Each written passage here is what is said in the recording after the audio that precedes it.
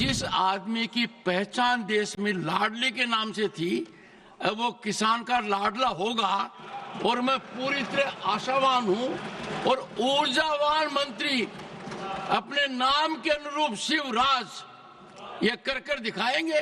आज मैंने आपका नामांकन कर दिया किसान के लाडले। कांग्रेस की जब सरकार थी कभी एमएसपी पे आपने खरीद नहीं की, किसान खून के आंसू रोता था। मेरे लिए किसानों की सेवा भगवान की पूजा है और यही मान के उनकी सेवा के काम में निरंतर लगे रहेंगे। जयराम जी,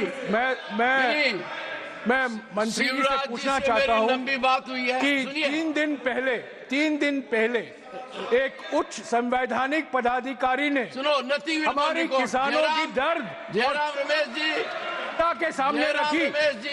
मैं मंत्री जी से पूछना चाहता हूं कि अधिकारी के टिप्पणियों का उन्होंने संज्ञान लिया है और उनकी क्या राय है एमएसपी को लेकर, जो उस संवैधानिक पदाधिकारी ने एमएसपी को लेकर। उसके पहले मैं बता दूं, माननीय मंत्री जी मेरे साथ थे, जाते समय भी थे, आते समय भी थे, और मैंने माननीय मंत्री जी के कहा और मैं आश्वस्त हुआ कि जिस आदमी की पहचान देश में लाडले के नाम से थी, अब वो किसान का लाडला होगा और मैं पूरी तरह आशावान हूं और ऊर्जावान मंत्री अपने नाम के अनुरूप शिवराज ये कर दिखाएंगे।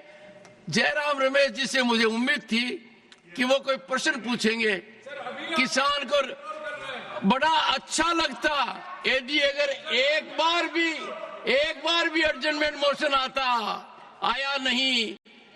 शिवराज जी बोलिए। माननीय सभापति महोदय, और आज मैंने आपका नामांकन कर दिया किसान के लाडले। प्रणाम आपको। बोलिए। माननीय सभापति महोदय, आदरणीय जयराम रमेश जी का मैं बहुत आदर करता हूं।